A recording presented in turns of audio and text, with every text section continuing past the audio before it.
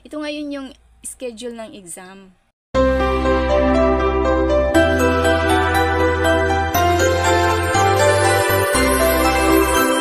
Shoutout pala muna kay Ma'am Christina Banagabang.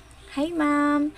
Oo, kasi sabi mo hindi mo pa rin nakita yung iyong diba? Yung room assignment mo or building at saka yung kung anong floor. So, ito po yun, ma'am. Nandito po ako sa the Philippines-Japan Friendship Foundation Incorporation or PJFF na page.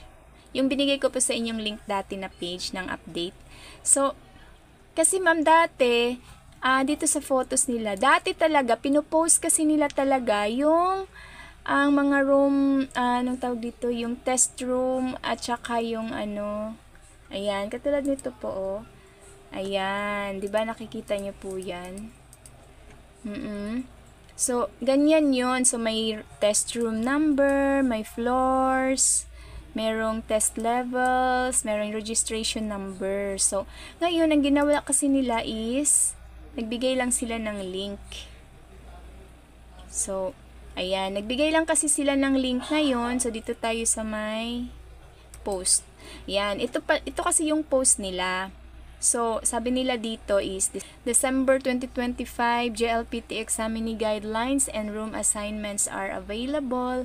Link is available in the description. So, ngayon, yung description nila kasi dyan is, ito po yung sinasabi kong link. Ito.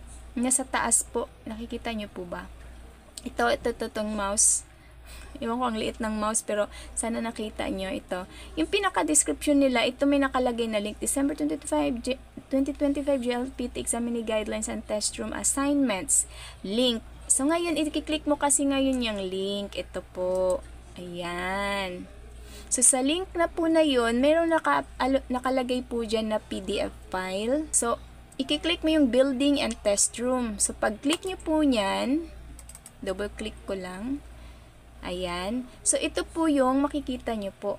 How to locate your building and test room number. So, sabi niya, check your examinee registration number. So, yung examinee registration number, i-check nyo. And then, locate your assignment assigned building according to registered test level. So, kung anong level ka, N1 ka ba, N2, N3, yung N1 is Carmen de Lona Hall, tapos N2, Carmen pa rin, same, N3 sa Libreda Avelino Hall, tapos N4, dito po, yung N4, kasi marami yung sa N4, Dionisio C. Chonco Hall, Sofia de Vera Building, and Maria Villaseran Hall.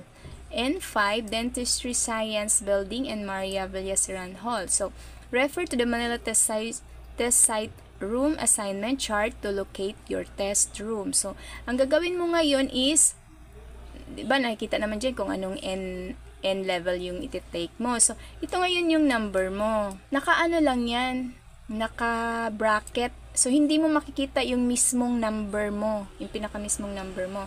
So, nakalagay lang test room number, floor, and yung registration bracket. So, ngayon, dito tayo. Ito yung list ng N1. Ayan, ito. Unti lang yung pinakano ng N1. Sa N2, ayan, ito yung N2. N3, ito, isang page din yung N3, ayan. Tapos, yung N4, nasa 4 pages to kasi nakita ko na to kanina, chinek ko na to. So, 4 pages po yan. 1, 2, 3, 4. So, ang N5 is 1, 2. Dalawang list.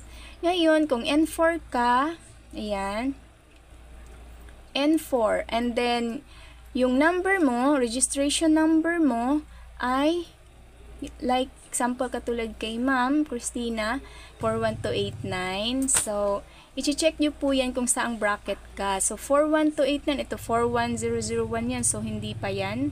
So, dito ka sa 412. So, 412, tas hindi ka pwede sa 41201 kasi wala dyan yung number mo eh. Lagpas pa. Kasi hanggang 41245 lang yan. So, kung 41289 ka, so dito ka na belong sa yung registration number mo dito sa 412862 4, 1, 3, 10. Kasi, nandyan talaga yung number mo kasi ano na eh, lagpas ka na sa 45 eh, 245. So, lagpas ka pa, 89 ka eh. So, lagpas ka pa rin sa 46.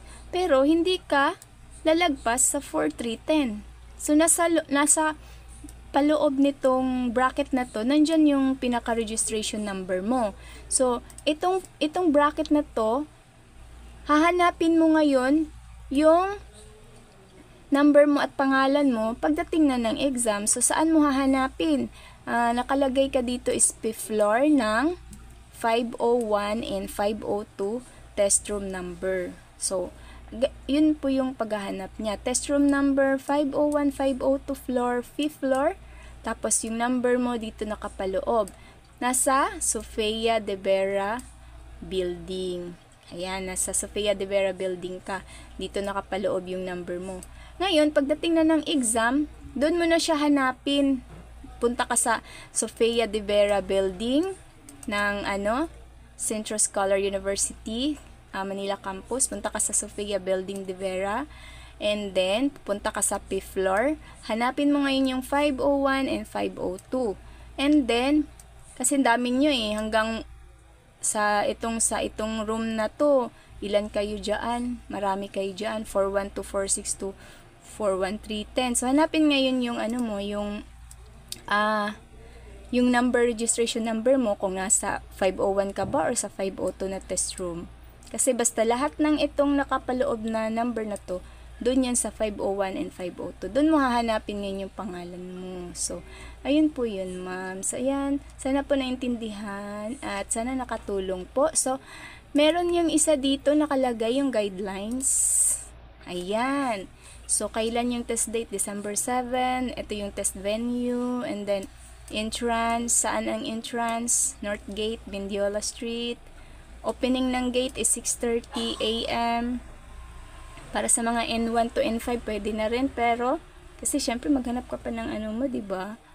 Ng pinaka-room mo. So, mahirap hanapin din. Dami nyo eh. Tapos, ito yung test room entry. Pag N1 to N2, 7:30. Pag entry N4, N5, 12:30 kasi panghapon. So, kailangan, before 12:30, nandun ka, mahanap mo na yung mahanap mo na yung room mo. Kasi dapat 12:30, nandoon ka na sa test room mo. O, ganun po yun. Para kasi check pa yung mga mga ID, tapos titingnan-tingnan ka pa, medyo matagal pa. Ito yung pinakamap ng school. Ito ngayon yung schedule ng exam. Ngayon, ito ngayon yung guidelines, kung anong dapat gawin. I-download nyo na lang or i-check nyo na lang po. Kasi kung anong dapat yung gawin doon, ano po yung bawal, ganyan. So, makikita nyo po dyan kung ano po yung mga dapat gawin. So, sana po nakatulong sa inyong lahat, guys. Thank you so much for watching. Bye!